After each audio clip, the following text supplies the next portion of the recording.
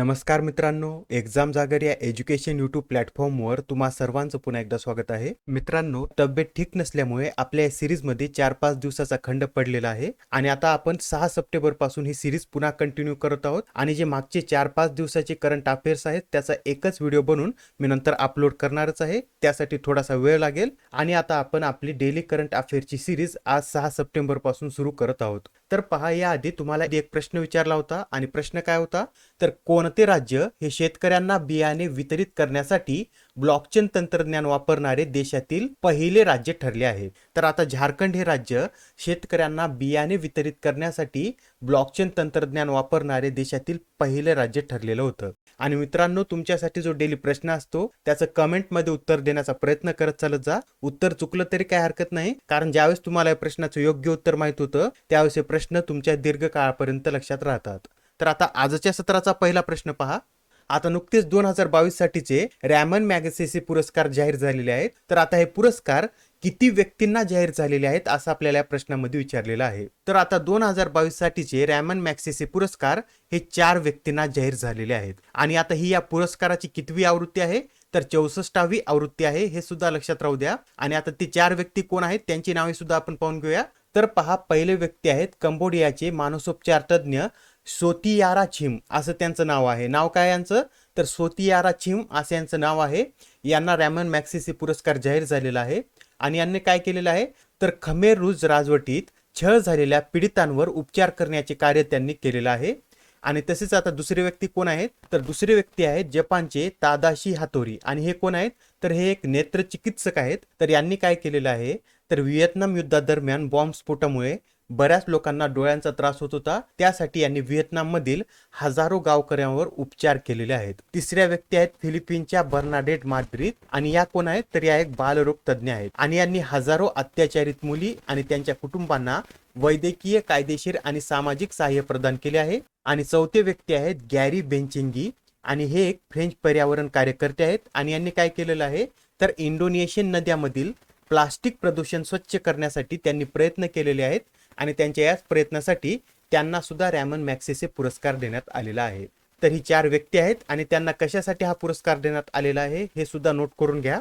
आणि आता हा जो रॅमन मॅगसेसे पुरस्कार आहे, या पुरस्काराची स्थापना कधी करण्यात आलेली आहे, तर 1957 मध्ये या पुरस्काराची स्थापना करण्यात आलेली आहे. आणि फिलिपिन्सचे अध्यक्ष रॅमन डेल फिएरो मॅगसेसे यांच्या नावावरून या पुरस्काराला रॅमन मॅगसेसे असं नाव देण्यात आलेलं आहे.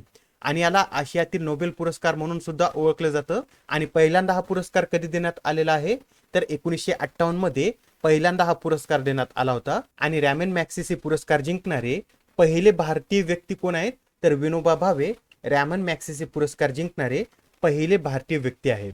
आणि याबरोबर हे सुद्धा नोट करून घ्या, भारताच्या के शैलजा याने 2022 साठीचा रॅमन मॅगसेसे पुरस्कार नाकारलेला आहे. आणि आता प्रश्न क्रमांक दुसरा पहा.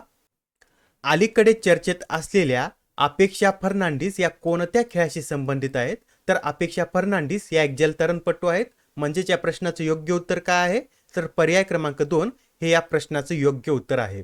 आणि आता सध्या यांचं नाव चर्चेमध्ये काय आहे, तर नुकतेच आता अपेक्षा फर्नांडिस या जागतिक ज्युनियर जलतरण स्पर्धेच्या अंतिम फेरीत पोहोचणाऱ्या पहिल्या भारतीय महिला खेळाडू ठरलेल्या आहेत. आणि त्यामुळे त्यांचं नाव सध्या चर्चेमध्ये आहे. लक्षात राहू द्या, अपेक्षा फर्नांडिस या एक जलतरणपटू आहेत. आणि आता प्रश्न क्रमांक तिसरा पहा.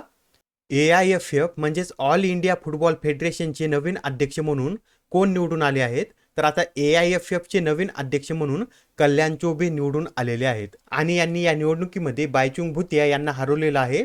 आणि आता ते AIFF चे नवीन अध्यक्ष असणार आहेत. आणि आता AIFFच्या 85 वर्षाच्या इतिहासात प्रथमच माजी खेळाडूची अध्यक्षपदी निवड झालेली आहे.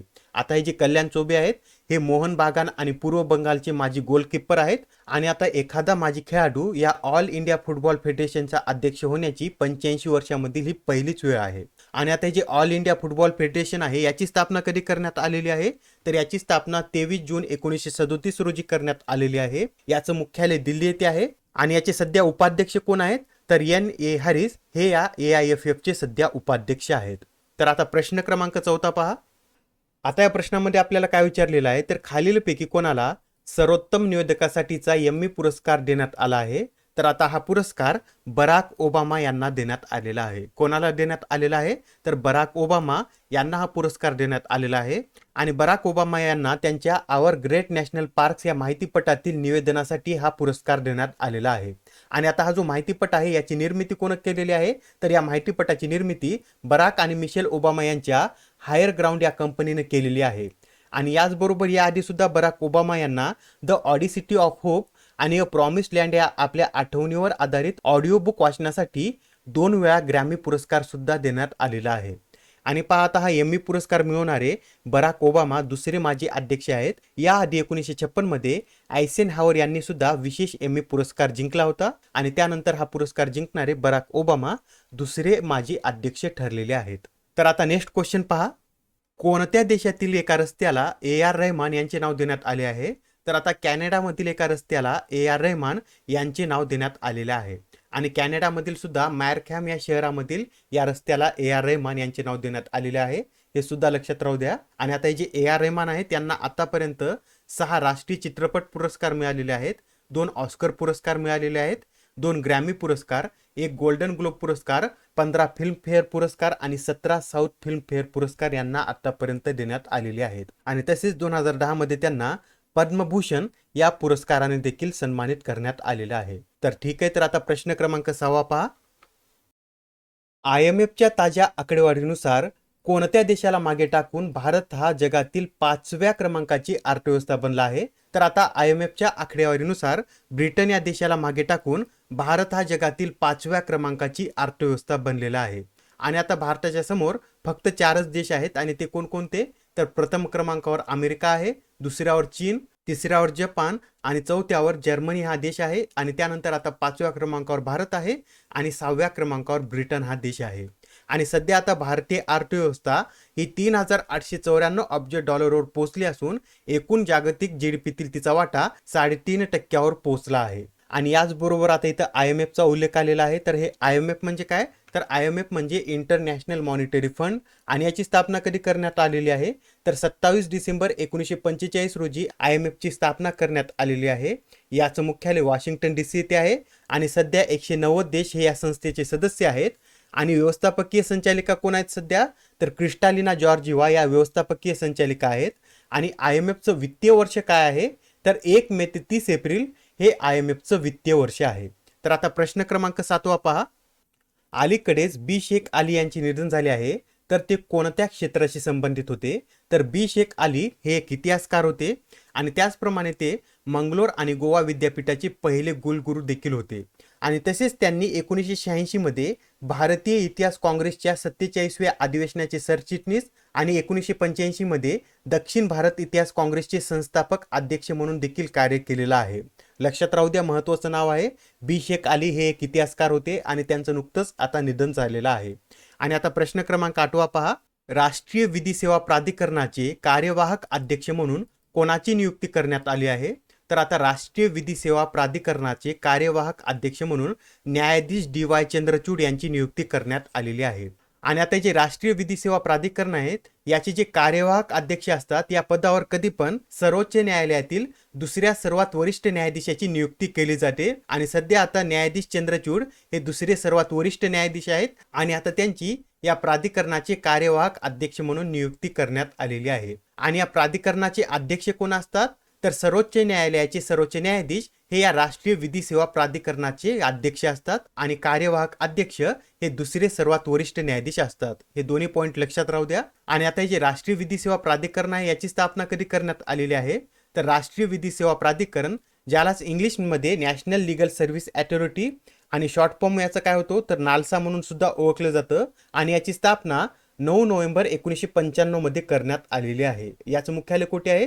तर नवी दिल्ली येथे याचं मुख्यालय आहे. आणि या नालसाचं ब्रीदवाक्य काय आहे? तर access to justice for all असे या नालसाचं ब्रीदवाक्य आहे. तर आता प्रश्न क्रमांक 9 पहा. 36व्या राष्ट्रीय क्रीडा स्पर्धेमध्ये प्रथमच कोणत्या खेळांचा समावेश करण्यात आला आहे? तर आता 36व्या राष्ट्रीय क्रीडा स्पर्धामध्ये प्रथमच मलखांब आणि योगासन या 2 खेळाचा समावेश करण्यात आलेला आहे. म्हणजेच या प्रश्नाचं योग्य उत्तर काय आहे?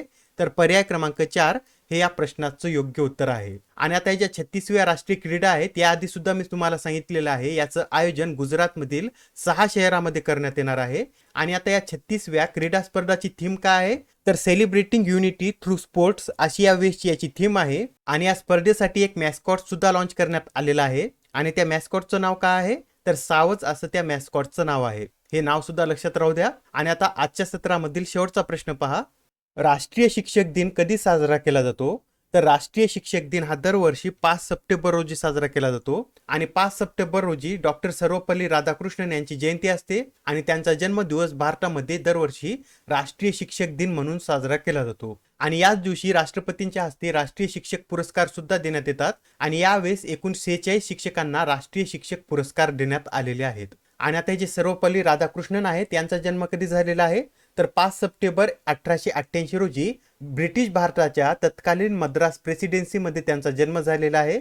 आणि यांच्याविषयी सांगायचं झालं तर त्यांनी 1949 ते 1952 पर्यंत सोव्हिएत सोशलिस्ट रिपब्लिकचे राजदूत म्हणून कार्य केलेलं आहे.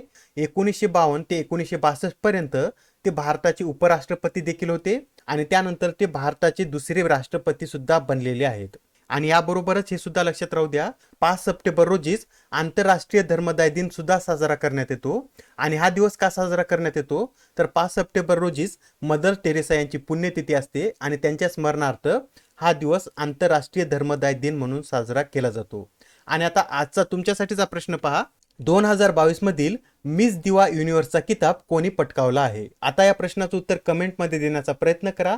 उत्तर चुकलं तरी काही हरकत नाही, कारण ज्यावेळेस तुम्हाला या प्रश्नाचं योग्य उत्तर माहित होतं त्यावेळेस हे प्रश्न तुमच्या दीर्घकाळापर्यंत लक्षात राहतात. तर आता पुढच्या सत्रामध्ये पुन्हा भेटूया. धन्यवाद.